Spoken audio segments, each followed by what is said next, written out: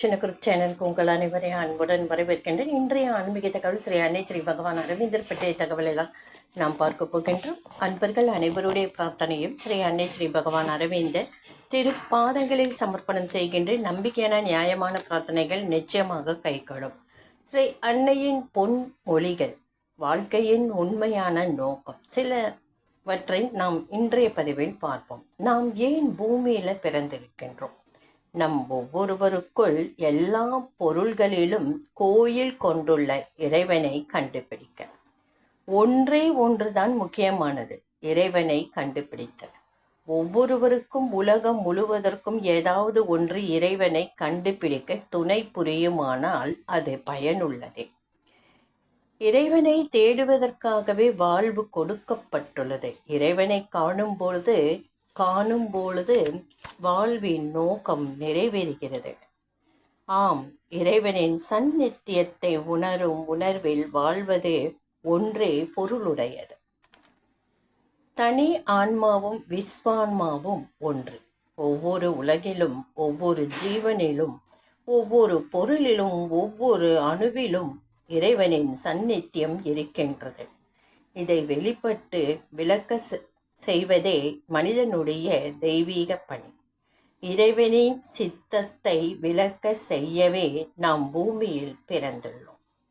அடைய வேண்டிய லட்சியம் ஒன்றுதான் முக்கியமானது, வழி அவ்வளவு முக்கியமானதல்ல.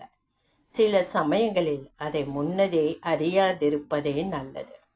எதை செய்தாலும் நாம் நமது குறிக்கோளை எப்பொழுதும் நினைவில் வைத்திருக்க வேண்டும்.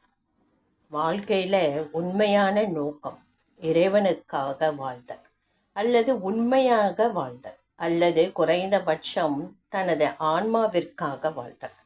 உண்மையான நேர்மை இறைவனிடமிருந்து எந்த லாபத்தையும் எதிர்பாராமல் இறைவனுக்காக வாழ்தல். நான் அடைய வேண்டுவன எல்லாம் எனக்கு விதிக்கப்பட்டுள்ள நிலை என்ன? உண்மையான இறை உணர்வை அடைதல். இந்த வாழ்க்கையில என்னுடைய உண்மையான மதிப்பு என்ன? இறைவனுக்கு தொண்டு செய்தலே. இறைவனுக்கு தொண்டு செய்வதற்காகவே வாழ வேண்டும். வாழ்க்கையின் குறிக்கோள் அகங்காரம் என்று இருப்பதை இறைவன் என்று மாற்ற வேண்டும்.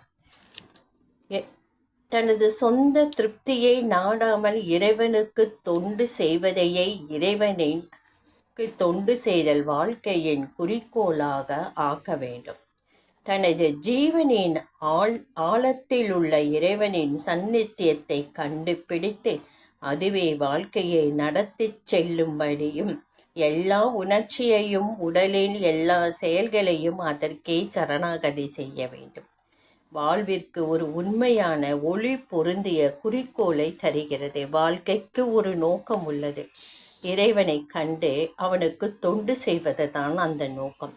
இறைவன் எங்கோ தொலைவில் இல்லை, அவன் நம்முள்ளே, நமது ஆழங்களிலும் நமது உணர்ச்சிகளுக்கும் சிந்தனைக்கும் மேலேயும் இருக்கின்றான். இறைவனை அடையும் போது சாந்தியும் நிச்சயமும் நமது கஷ்டங்களுக்கெல்லாம் தீர்வு கூட கிடைத்துவிடும்.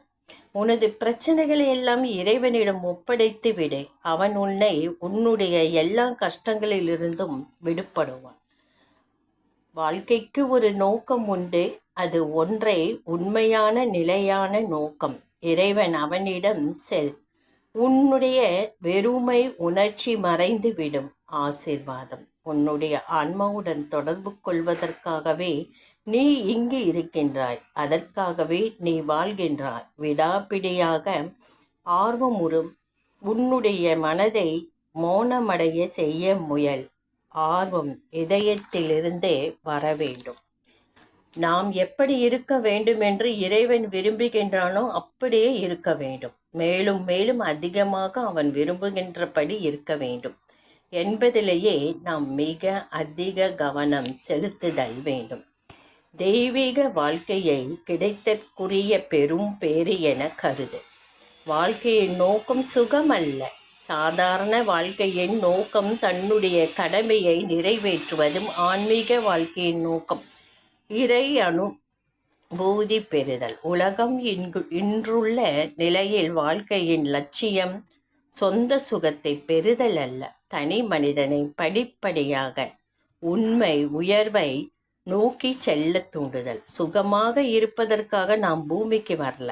ஏனெனில் இன்று புவி வாழ்க்கை உள்ள நிலையில் சுகம் பெற முடியாது. இறைவனை கண்டுபிடித்து அவனை அனுபூதியாக அறிவதற்காகவே நாம் பூமியில் இருக்கின்றோம். ஏனெனில் இறை உணர்வு ஒன்றே உண்மையான சுகத்தை தரக்கூடியது. சுகமாக வாழ்வதற்காக வாழாத, இறைவனுக்கு தொண்டு செய்வதற்காக வாழ். அப்பொழுது நீ நினைத்திராத அளவு உனக்கு மகிழ்ச்சி கிடைக்கும். ஒருவன் இறைவனை கண்டுபிடித்தாலன்றே அவனுடைய வாழ்க்கையின் நோக்கம் நிறைவேறியதாகாது.